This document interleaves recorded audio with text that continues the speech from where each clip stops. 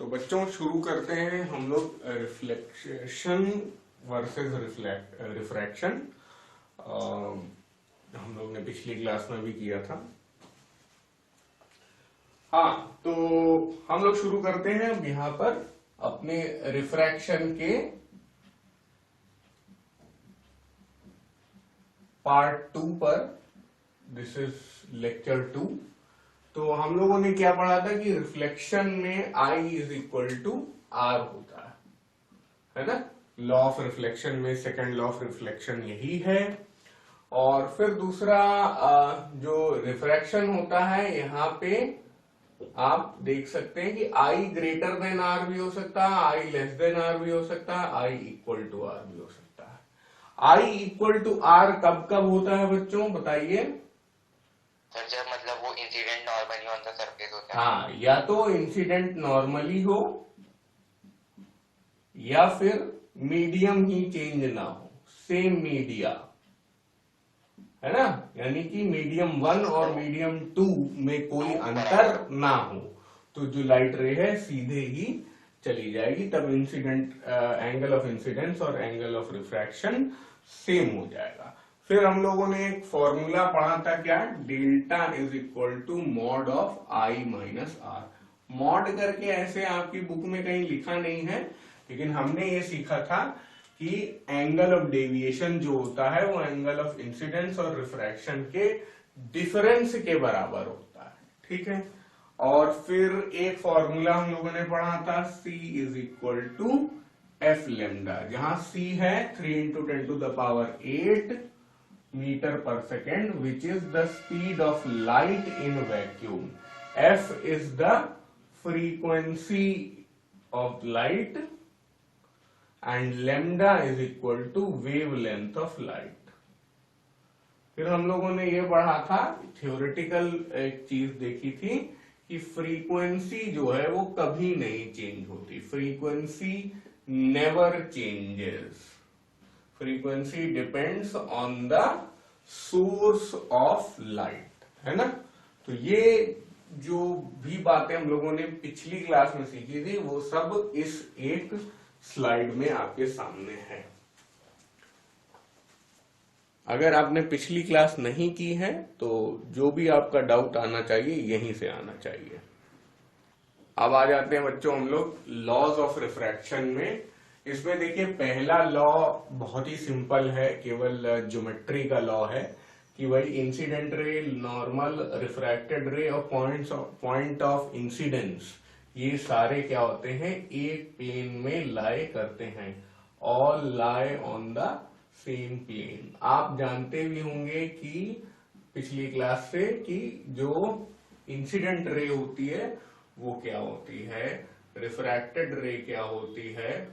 क्या हमें मिरर बनाने की जरूरत है? नहीं, मिरर बनाने की जरूरत नहीं है, क्योंकि हम लोग क्या पढ़ रहे हैं, हम लोग पढ़ रहे हैं रिफ्रैक्शन। तो अब मैं यहाँ पे मान के चल रहा हूं कि पहले रेयर मीडियम है, उसके बाद डेंस मीडियम है। तो जो हमारी लाइट रे आएगी वो कैसी होगी बताइए भाई, बेंडिंग टुवर्ड्स द नॉर्मल हो जाएगी, है ना। ठीक है, तो सही है। अब उसके बाद ये हो गया इंसिडेंट एंगल ऑफ इंसिडेंस, ये हो गया एंगल ऑफ रिफ्रैक्शन। ये वाली हो गई इंसिडेंट रे,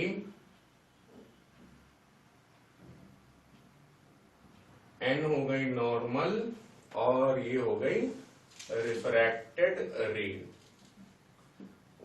तो एक ये इंसिडेंट रे, एक ये रिफ्रैक्टेड रे, ये वाली नॉर्मल, और उसके साथ ही ये वाला स्पेशल पॉइंट जो है वो है क्या, पॉइंट ऑफ इंसिडेंस। ये सारी चीजें एक प्लेन में होती हैं, और वो प्लेन कौन सा है, ये व्हाइट बोर्ड अपने आप में खुद, ठीक है। अब उसके बाद यही चीज जो यहाँ पे लिखी है, यही अपने आप में फर्स्ट लॉ ऑफ रिफ्रैक्शन है। लॉ ऑफ रिफ्रैक्शन दो ही होते हैं, फिर दूसरा आ जाता है सेकंड लॉ ऑफ रिफ्रैक्शन। यहाँ पे साइन की बात करेंगे, बता सकते हैं क्या आप लोग, क्या होता है, द रेशियो ऑफ, बोलिए भाई, sine of angle of incidence. हाँ, sine of angle of incidence Angle of incidence and the sign of angle of refraction is always constant. and sine of angle of refraction, बोलिए, Is constant for the pair of is given. constant. Always Very good, very good. Is constant For a given pair of media and a given color of light. For a pair of given medium.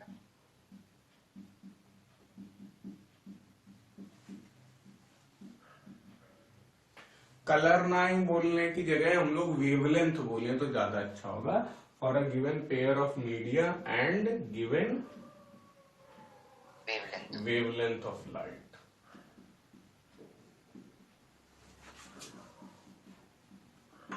तो कैसे पढ़ेंगे इसको? The ratio sine of angle of incidence and sine of angle of refraction is constant for a given pair of media and given wavelength of light. क्योंकि बच्चों ये याद रखिएगा कि हमेशा लाइट में कलर नहीं होता है.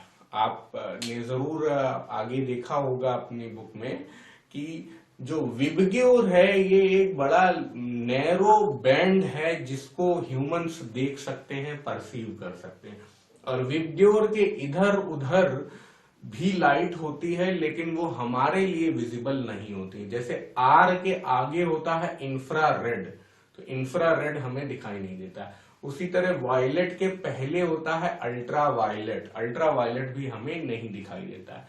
तो इसलिए कलर बोलना सही नहीं होगा, वेवलेंथ बोलना सही होगा. ठीक है. हालांकि 10th स्टैंडर्ड में इस पे कोई मार्क्स आपके नहीं काटेगा, बट हमें हमेशा प्रिपेयर्ड रहना चाहिए आगे की क्लासेस के हिसाब से भी. तो फर्स्ट लॉ और सेकंड लॉ हमारे सामने है, अच्छे से लिखिए. अब जो कांस्टेंट की बात हम लोगों ने सीखी थी कि इसका साइन और इसका साइन का जो रेशियो होता है वो कांस्टेंट होता है. उस कांस्टेंट को हम लोग रिफ्रैक्टिव इंडेक्स कहते हैं of the second medium with respect to first. अब इसी डायग्राम में देख लो, मान लो ये फर्स्ट मीडियम है और ये सेकंड मीडियम है. ठीक है. फर्स्ट मीडियम में एंगल ऑफ इंसिडेंस बन रहा है और सेकंड मीडियम में एंगल ऑफ रिफ्रैक्शन बन रहा है. तो जो लॉ कहता है वो मैं लिख देता हूं पहले कि sine I upon sine R ये कैसा होता है? एक कांस्टेंट होता है. इस कांस्टेंट का फिर एक और नाम रख दिया, क्या? Refractive index. और रिफ्रैक्टिव इंडेक्स को लिखते कैसे हम लोग? आपकी बुक में शायद म्यू बोलते हैं, तो म्यू को हम लोग कैसे लिखेंगे? Refractive index of the second medium with respect to first. इस तरह लिखिएगा. ठीक है. Refractive index of the second medium with respect to first. ये हो गया sine I upon sine R. और पॉपुलरली इसी को हम लोग स्नेल्स लॉ बोल देते हैं. ठीक है. अगर आपसे बोला जाए कि स्नेल के दोनों रूल बताइए तो आप दोनों लॉ बता दीजिएगा. अगर आपसे केवल बोला जाए स्टेट द स्नेल्स लॉ तो आप केवल सेकंड वाला करके आइएगा. मैं ये पूछना चाह रहा. जी सर. जी बोलिए. सर मैं ये पूछ रहा था कि मतलब जैसे अगर लॉ ऑफ रिफ्लेक्शन पूछा जाएगा, sir what is the law of reflection? नहीं, कभी भी ये नहीं बोला जाएगा what is the law of reflection refraction. आपसे बोलेगा हमेशा ये बोला जाएगा what are the two laws of refraction या what are the laws of refraction. In fact ये भी पूछा जा सकता है how many laws of refraction are there, तो आप बोलेंगे 2 and state all of them, तो आप उन दोनों का स्टेटमेंट लिख देंगे. सर अगर स्टेट द स्नेल्स लॉ आया खाली, हाँ, स्टेट द स्नेल्स लॉ केवल आया तो आप सिर्फ सेकंड वाला लिख कर आइएगा. देखिए जो फॉर्मूला हम लोग ने यहाँ पे सीखा उसको मैं थोड़ा और अच्छे तरीके से आपको बताना चाहता हूं. जैसे कि ये मीडियम 1 है, ये मीडियम 2 है, तो इसका कोई म्यू होगा, कोई रिफ्रैक्टिव इंडेक्स होगा, और इसका कोई और रिफ्रैक्टिव इंडेक्स होगा. ठीक है. इसको या मीडियम ए मीडियम बी बोल सकते हैं, तो ए और बी मैं लिख दे रहा हूं. ठीक है। और आप लोग कैसे जो रिफ्रैक्टिव इंडेक्स का फॉर्मूला है अप्लाई करेंगे ये मैं आपको सिखाऊंगा, या स्नेल्स लॉ को कैसे आप अप्लाई करेंगे ये मैं सिखाऊंगा। आपको सीखना है कि mu multiplied by A into sine I is equal to mu multiplied by B into sine R. आप हमेशा इस तरह अप्लाई करेंगे तो 1 विद रिस्पेक्ट टू 2 या 2 विद रिस्पेक्ट टू 1 का चक्कर आपको कभी भी डिस्टर्ब नहीं करेगा।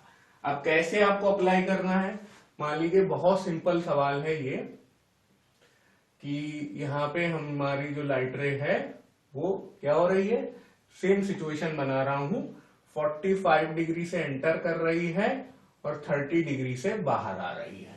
आपको बोला गया है कि इसका रिफ्रैक्टिव इंडेक्स जो है 1.5 है, तो इसका रिफ्रैक्टिव इंडेक्स क्या होगा, ऐसे पूछा गया। Refractive index of the first medium with respect to air ये है, what is the refractive index of the second medium with respect to air, इस तरह से सवाल आएगा। तो आप ये लगाएंगे तो काफी आपको दिमाग लगाना पड़ेगा, ये लगाएंगे तो आपको दिमाग नहीं लगाना पड़ेगा, और ये बिल्कुल एग्जाम में एक्सेप्टेबल। रेसिप्रोकल भी लगा सकते हैं ना? हाँ, रेसिप्रोकल तो वो प्रिंसिपल ऑफ रिवर्सिबिलिटी वाली बात आ जाती, वो भी अभी हम लोग कवर करेंगे। अभी मैं आपको जो बता रहा हूं ये सीखिए आप। देखिए, तो आप एग्जाम में कैसे लगाएंगे कि हमें भाई ये फॉर्मूला पता है, हम हमेशा इसी से काम करते हैं, इसका म्यू और इसका एंगल, इसका म्यू और इसका एंगल।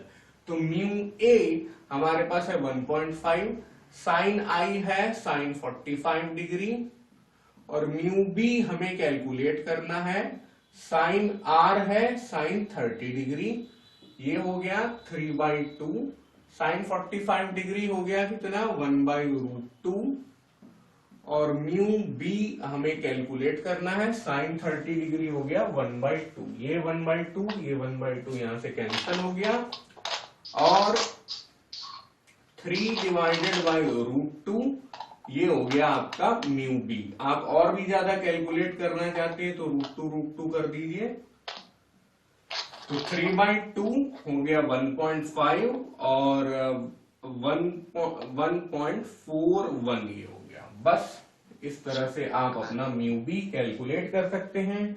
1.41 इंटू 1.5, 15 एकम 15, चौको 60, 61, 6, 15 एकम 15, 6, 21। तो आपका ये 2 डिजिट यहाँ 1 डिजिट यहाँ 2.115। तो एक तरीके से refractive index of the second medium with respect to air आ गया 2.115। अब असली में स्नेल ने भी कुछ ऐसा ही काम किया होगा, लेकिन उन्होंने क्या किया, उसे सिंप्लीफाई कर दिया। देखिए, sine I upon sine R एक साथ लिख लो, ठीक है, इसको नीचे ले आओ, और mu B divided by mu A लिख लो। तो इसको इन्होंने फिर दो नाम देने की जगह, देखिए अगर इसको आप समझो तो इसका मतलब होता है refractive index of medium B with respect to air, ठीक है, refractive index of medium A with respect to air. लेकिन उन्होंने एक कॉमन नाम दे दिया, ये refractive index of medium 2 with respect to medium 1। तो बी और ए की जगह फिर उन्होंने वैल्यू रख दी क्या, 2 और 1। प्लीज बेटा आप में से किसी एक के से बहुत खरखर की आवाज आ रही है तो आप खुद ही म्यूट हो जाइए।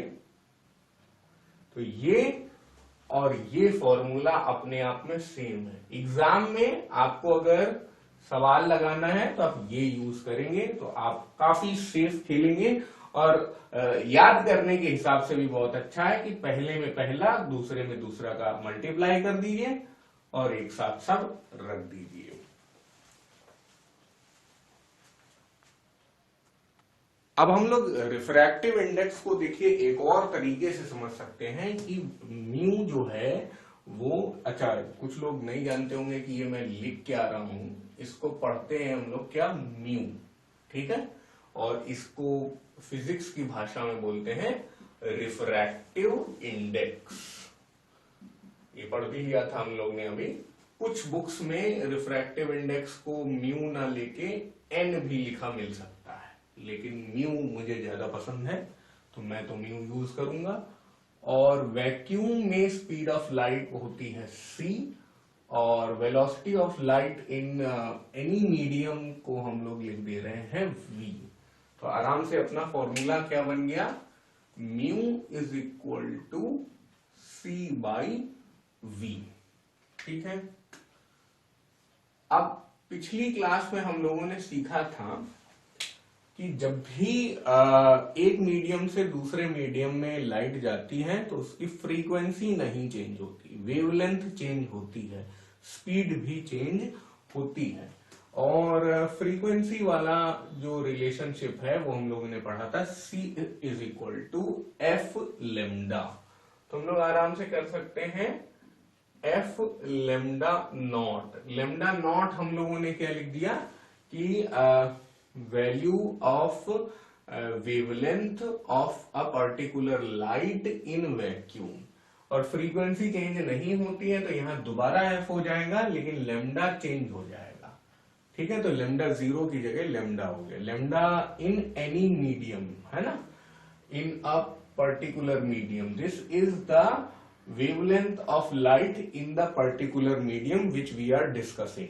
Lambda naught is the wavelength of light in vacuum. ठीक है, तो f और f कट जाएगा यानी फ्रीक्वेंसी कट जाएगी। Mu is equal to lambda nought divided by lambda. अब क्योंकि लेमडा नॉट जो है वैक्यूम में है तो जैसे c वैक्यूम के लिए कांस्टेंट है, ऐसे उस लाइट सोर्स के लिए लेमडा नॉट भी एक कांस्टेंट होगा।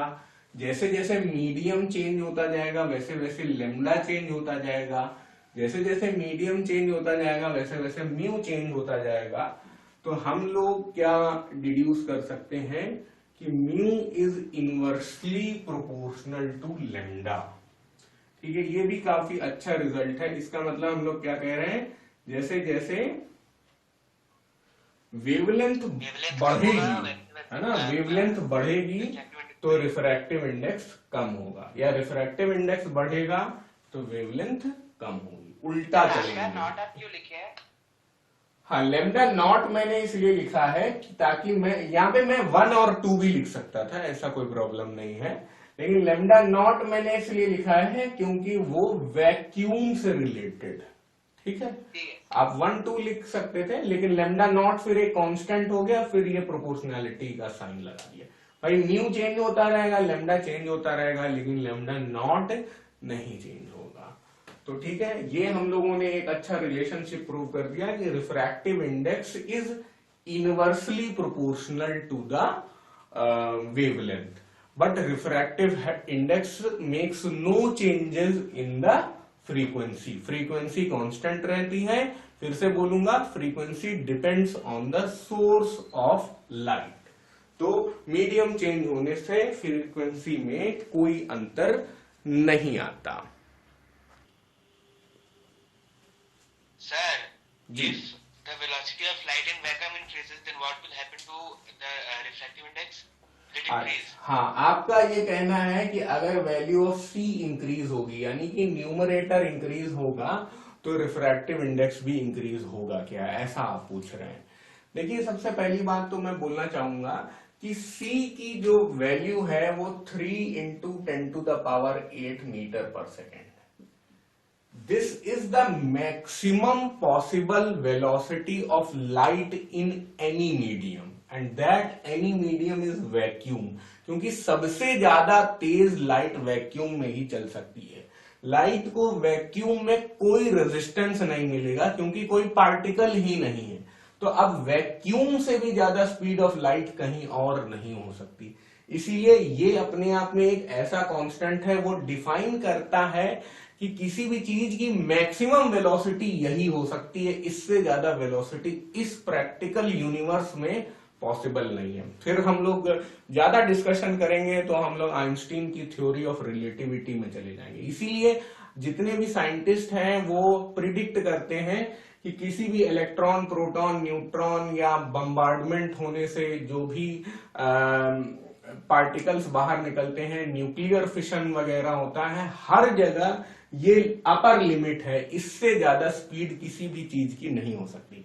हाँ, इतनी हो सकती है, जब किसी चीज की इतनी स्पीड हो सकती है तो वो अपने आप में लाइट बन जाएगा। इवन आप भी अगर इतनी तेज दौड़ने लगे तो आप लाइट बन जाएंगे, यानी कि आप ईश्वर बन जाएंगे। अब ये थोड़ा अजीब सी बात हो गई है ना, लेकिन अभी तक साइंस यही जानती है कि this is the upper limit of anything, upper limit of velocity of anything. कुछ समझ में आया? सर यस सर, बट आप सर जैसे दो मीडियम है, जैसे मीडियम 1 आपका ग्लास है, मीडियम 2 वाटर है suppose। बिल्कुल बिल्कुल।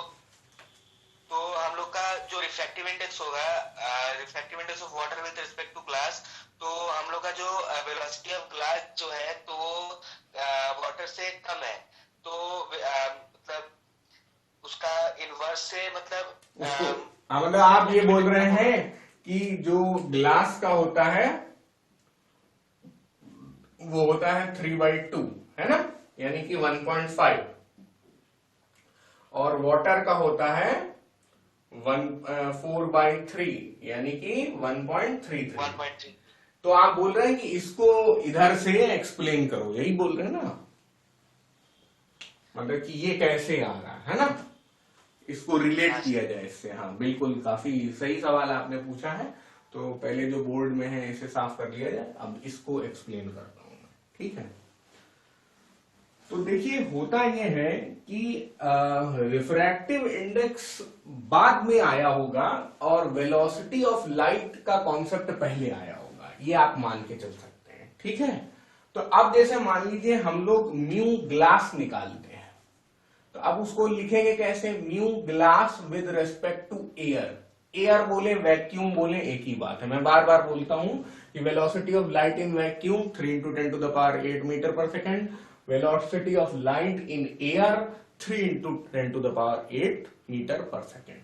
तो अब हम इसका फोटो अगर बनाना चाहें तो यहां पे कैसे हम लोग लिखते थे कि जो लाइट रे आएगी ऐसे और ऐसे बेंड हो जाएगी, यहां पे ये हो गया angle of incidence I, angle of refraction R, ये हो गया अपना ग्लास और ये हो गया अपना एयर, ये हो गया मीडियम 1 और ये हो गया मीडियम 2। हम कैसे सीखते थे, refractive index of medium 2 with respect to medium 1, refractive index of glass with respect to medium air.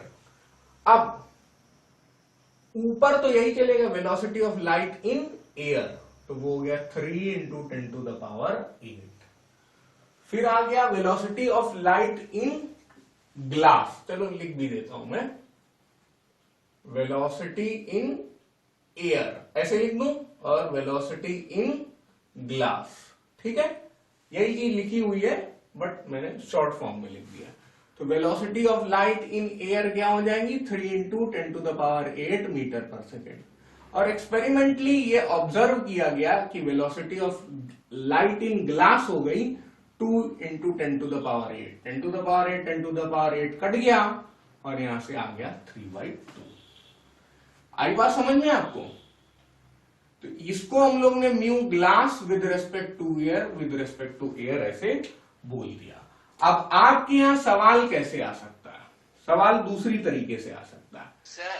हाँ, एक मिनट रुक जाइए, आपके में सवाल कैसे आएगा, the refractive index of water is 4/3, what is the speed of light in water, या what is the velocity of light in water, इस टाइप से सवाल आपका आ सकता है। अभी मैं लिख भी देता हूं, सवाल है आपके सामने, if the refractive index of water with respect to air is 4/3, what is the velocity of light in water.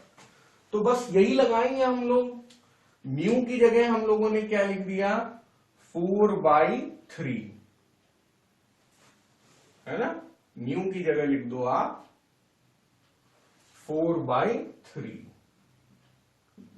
और velocity of light in vacuum, यानी कि ऊपर हमें सी लगाना है, वैक्यूम बोले एयर बोले एक ही बात है। Velocity of light in water, तो उसको VW लिख लेंगे तो अच्छा रहेगा।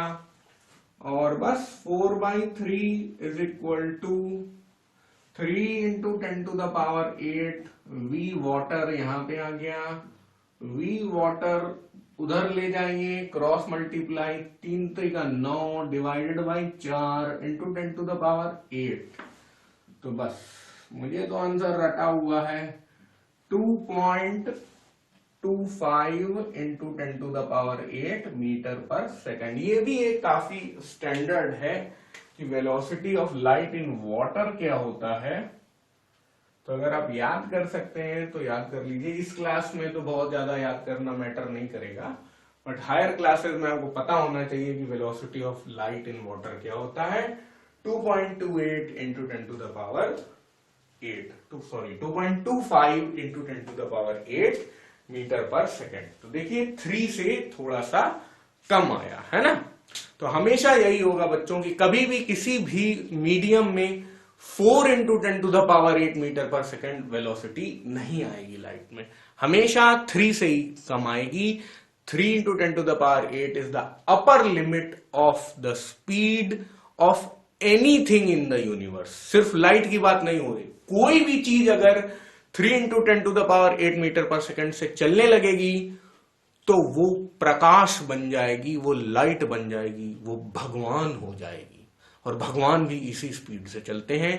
तभी आप देखते होंगे सभी भगवानों के सर के पीछे सूरज होता है, जिसे हम लोग हेलो कहते हैं, HALO। ओके, अब ये बच्चों हम लोग टेबल पढ़ेंगे।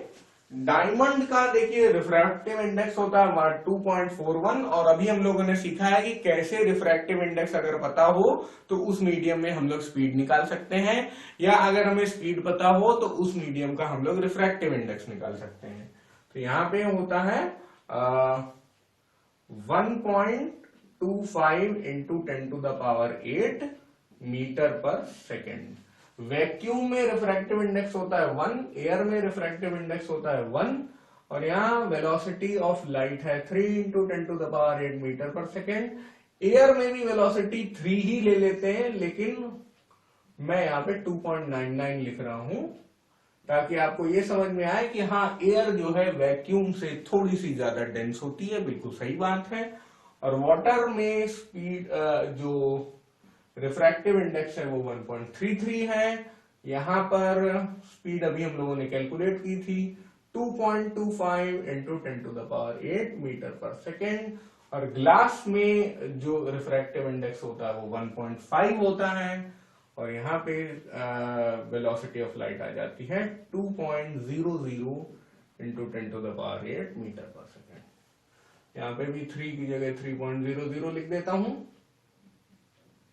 ठीक है। यहाँ पे 1.00, 1.00, 1.50 और 2.41। जी बोलिए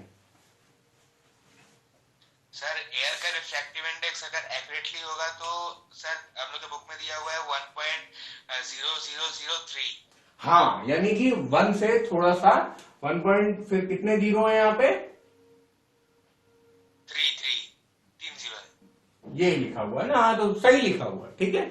तो हम लोग अपने प्रैक्टिकल क्वेश्चंस के लिए, सॉल्यूशंस के लिए हम लोग एयर का भी रिफ्रैक्टिव इंडेक्स 1 मान लेते हैं, वैक्यूम का भी 1 मान लेते हैं। क्वेश्चन सॉल्व करने के लिए वैक्यूम की भी वेलोसिटी 3 × 10⁸ हो जाती, मतलब वैक्यूम में वेलोसिटी ऑफ लाइट, और उसी तरह एयर में वेलोसिटी ऑफ लाइट भी हम लोग 3 × 10⁸ ही लिख लेते हैं।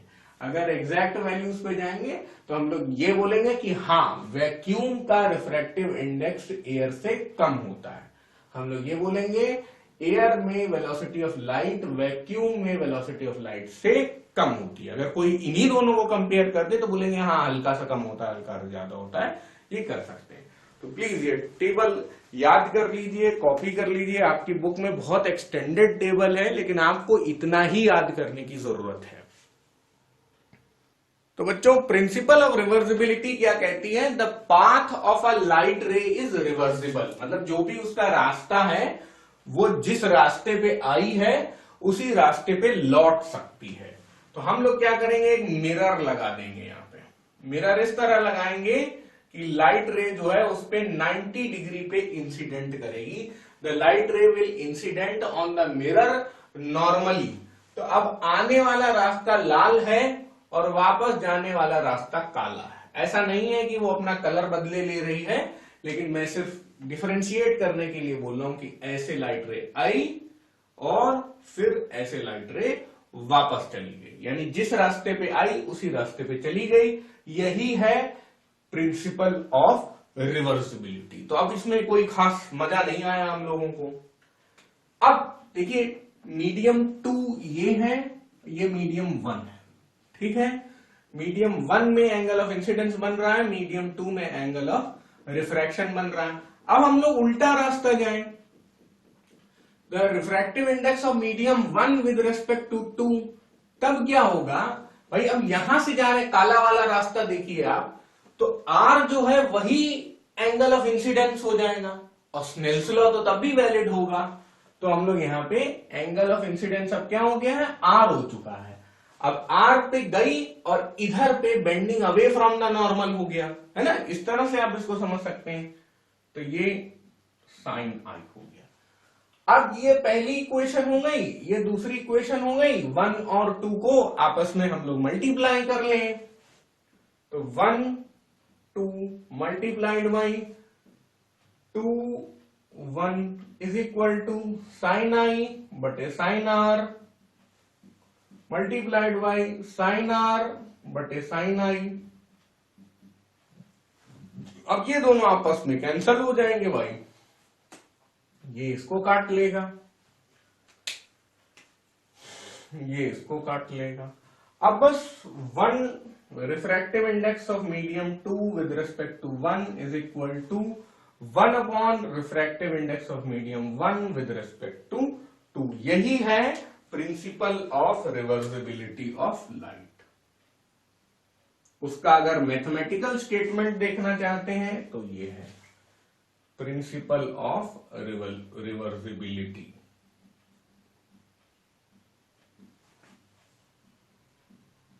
तो अगर आपसे प्रिंसिपल ऑफ रिवर्सिबिलिटी पूछा जाए तो बस इतना ही जाके आप लिखाइएगा। यहां पे बोल सकते हैं आप, ये इसको क्या कहेंगे हम लोग, रिफ्रैक्टिव इंडेक्स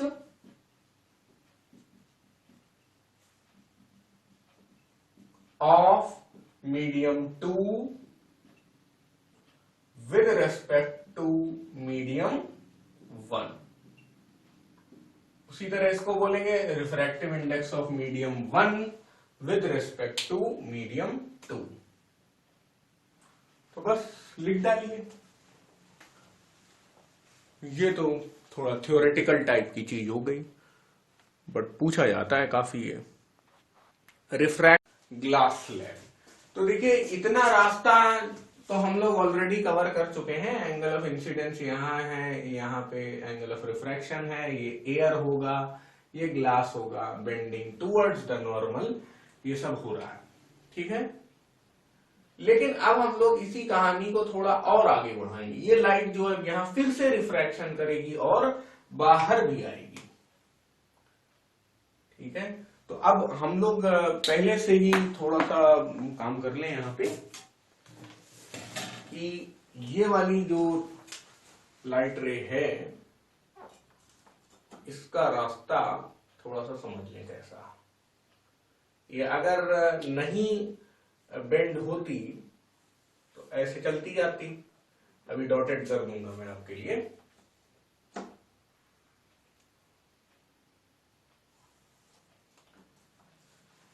लेकिन अब ये जो है ये इस रास्ते में आएगी। पहले मैंने उसको इसलिए बनाया क्योंकि ये दोनों जो रास्ते हैं आपस में पैरेलल होंगे। This is the actual path और ये वो वाला पाथ है डॉटेड वाला जो होता अगर कोई ग्लास स्लैब ना होती तो, ठीक है। एक बार मैं अपनी लाइट रे जो है वो थोड़ी सी ब्लर टाइप, मतलब थोड़ी सी टेढ़ी मेढ़ी हो सकती है, बट फिर भी कोई दिक्कत नहीं है। मैं ये चाहूंगा कि ये थोड़ा डार्कन हो जाए।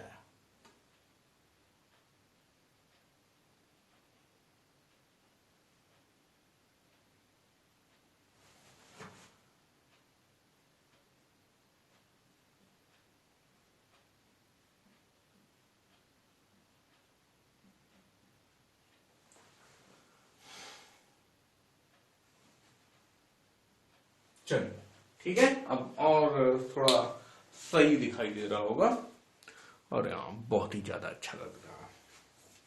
चलिए, तो अब यहाँ पे पहला पॉइंट क्या होगा कि ये जो लाइट रे है इसके रास्ते से ये वाली लाइट रे पैरेलल होगी। इसको हम लोग क्या बोलते हैं बच्चों, बोलिए, इसको क्या बोलते हैं, बोलो। Incident ray. और इसको क्या बोलते हैं, रिफ्लेक्टेड रे। और इसको क्या बोलते हैं, इमर्जेंट रे। हाँ, इमर्जेंट रे।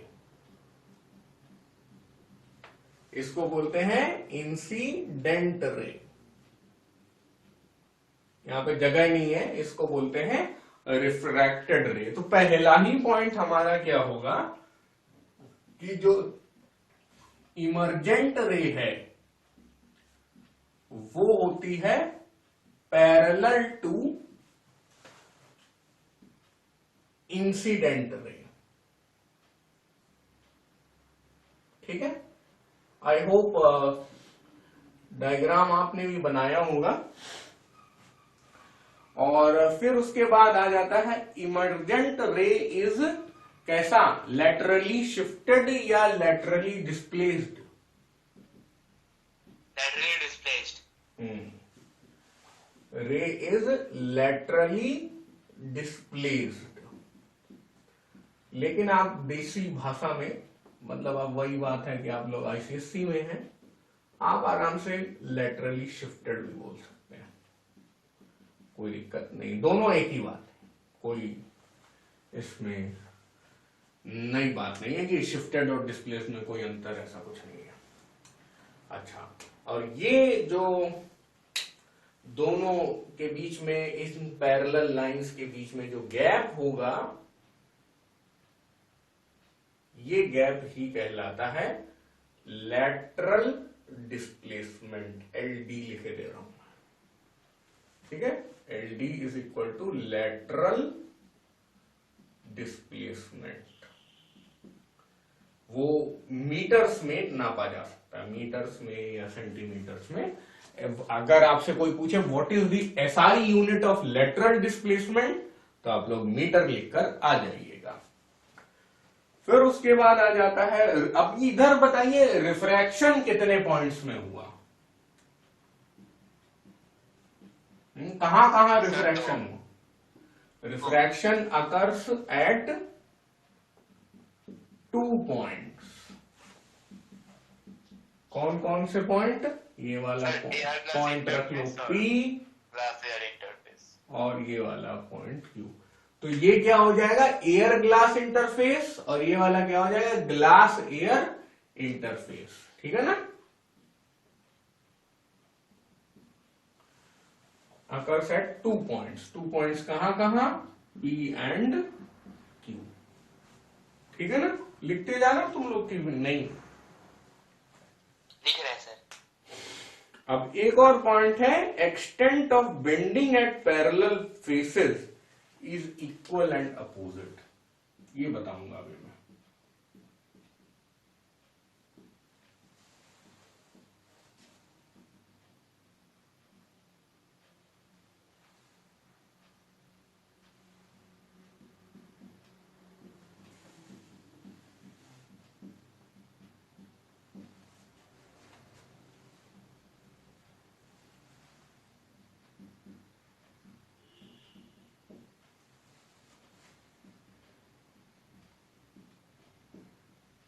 इसको समझो क्या लिख रहा है ये। पहली बात तो ए बी और सी डी कहां है,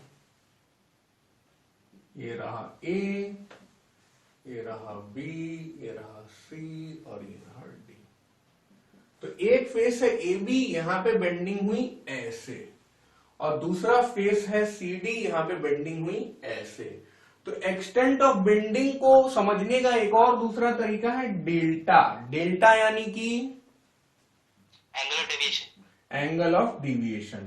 तो delta is equal to I minus R है, यहां पे आई माइनस आर पॉजिटिव है ना। ये डेल्टा 1 होगा, और डेल्टा 2 क्या हो जाएगा, आर माइनस आई हो जाएगा। अब आपको लगेगा यार यहां पे आर कहां से आ गया, देखो यार, ये आई है, ये आर है, तो ये भी आर होगा कि नहीं होगा, ये बताओ क्यों? हाँ सर होगा। अगर ये आर है तो ये भी आर होगा, क्यों?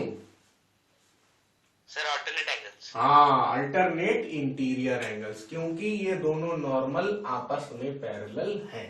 अब आपको समझ में आ रहा होगा कि मैंने नॉर्मल को इतना लंबा क्यों बनाया था। ठीक है, तो इसका मतलब कि डेल्टा वन यहाँ पे पॉजिटिव है, डेल्टा टी यहाँ पे नेगेटिव है। उसी को ये बोल रहे हैं extent of bending at parallel faces is equal. Equal तो है ही है, आई माइनस आर और आर माइनस आई का मैग्नीट्यूड तो बराबर ही होगा, और साइन अलग अलग है इसलिए ऑपोजिट। ठीक है, तो अब यहां पे एक और एंगल आ जाएगा ई। तो बताइए, अब यहां पे स्नेल्स लॉ लगाया, sine I upon sine R, और यहां पे आर है ही है, तो यहां पे sine E upon sine R type की बात आ जाएगी। तो इसलिए I is equal to E भी यहीं से आ जाता है। प्रिंसिपल ऑफ रिवर्सिबिलिटी को आप यहां पर सर कैसे इस्तेमाल। की को दोबारा बताएंगे? क्या चीज? एक बार फिर से बोलिए बेटा। चले आप जो लास्ट में बोले वो दोबारा बता देंगे लास्ट में साइन। अच्छा, आपको ये पता चला आई और आर यहाँ पे है, आपको ये भी पता चला यहाँ पे आर है। हाँ ठीक है, अब अगर हम लोग ये बोले, इसको हम लोग यहाँ पे म्यू वन बोल दें, इसको बोल दें म्यू टू, तो ये भी म्यू टू होगा और ये हो जाएगा म्यू वन, है ना? ये समझ में आ रही है आपको बात? हाँ हाँ। तो हमने क्या सीखा था? Mu one sine I is equal to mu two sine R, ये सीखा था हम लोगों ने, है ना? अब यहां पे आ जाओ, यहां पे आप बोल रहे हो mu two sine R is equal to mu one sine E. ठीक है, ये समझ गया कि नहीं? ये हमने पॉइंट पी पे लगा दिया, ये हमने पॉइंट क्यू पे लगा दिया। अब देखो, दोनों के आरएचएस सेम है तो दोनों के एलएचएस भी सेम होंगे, और एलएचएस सेम होंगे तो आई इज इक्वल टू ई हो जाएगा, या फिर नहीं? जी सर।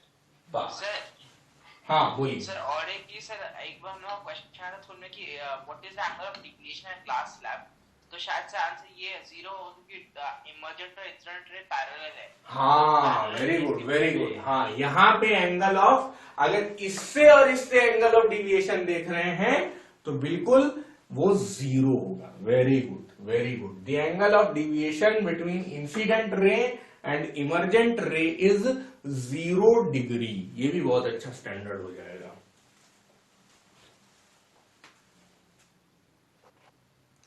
तो आपका ही पॉइंट मैंने लिख लिया, angle of deviation between incident ray and emergent रे इज 0 डिग्री, क्योंकि ये पैरेलल है आपस में, तो पैरेलल लाइंस के बीच में एंगल कितना होता है? 0 डिग्री होता है। आई यहां पर क्या है? Angle of incidence. आर क्या है? Angle of refraction at face A B, ऐसे भी लिख दे रहा हूं। आर फिर से ये वाला आर जो है एंगल ऑफ इंसिडेंस हो जाएगा, है ना, एट फेस सी डी, और ई क्या हो जाएगा? Angle of emergence. हमने क्या सीखा? आई इज इक्वल टू ई हो जा रहा है, ये हम लोग ने यहां पे लिखा ही है, फिर से लिख दे रहा हूं। Angle of incidence and angle of emergence is same in a glass slab. और फिर अब आ जाती है बात लेटरल डिस्प्लेसमेंट की। अगर कोई पूछ ले कि लेटरल डिस्प्लेसमेंट की ही डेफिनेशन क्या होती है, तो हम लोग क्या लिखेंगे? हम लोग क्या लिखेंगे? The perpendicular separation between, perpendicular separation between कौन कौन सी? Incident ray, extended incident ray लिखूंगा मैं,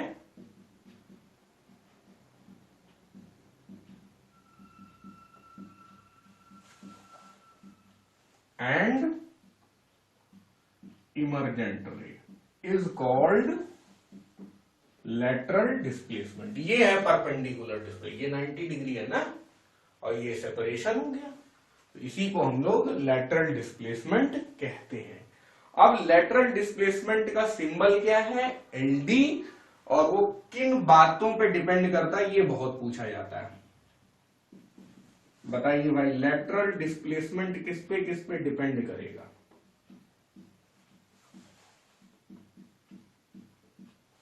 डिपेंड्स ऑन, बोलो भाई।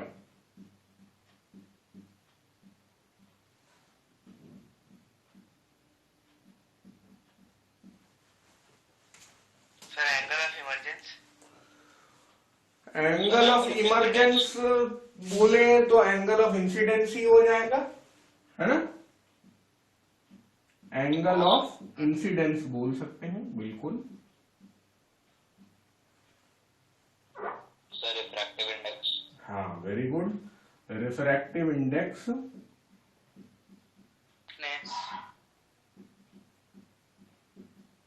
ऑफ मीडियम, तो या मटेरियल ऑफ मीडियम भी बोल सकते हैं। मीडियम की जगह ग्लास स्लैब बोले तो ज्यादा अच्छा होगा। अब वो ऑयल स्लैब भी हो सकती है।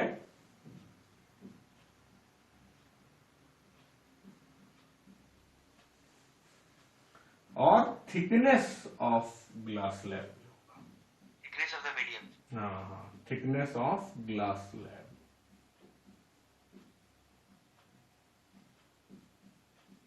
और देखो, अगर और थिकनेस होती जाती तो ये और नीचे जाता और फिर इधर से जाता, तो थिकनेस ऑफ ग्लास स्लैब बढ़ेगी तो लेटरल डिस्प्लेसमेंट भी बढ़ेगा, है ना।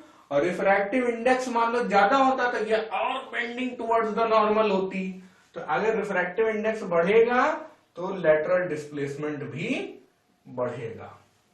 अब एंगल ऑफ डिस्प्लेसमेंट अगर एंगल ऑफ इंसिडेंस अगर देखिए 0 डिग्री हो जाता है तो लेटरल डिस्प्लेसमेंट भी 0 डिग्री हो जाएगा। तो इसलिए जब एंगल ऑफ इंसिडेंस बढ़ेगा तो भी लेटरल डिस्प्लेसमेंट आपका बढ़ेगा। ठीक है, तो सब में डायरेक्टली प्रोपोर्शनल ही है।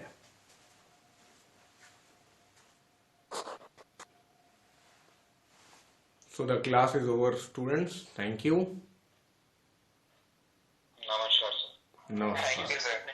थैंक यू बेटा। Thank you sir. प्रणाम। प्रणाम बेटा, प्रणाम।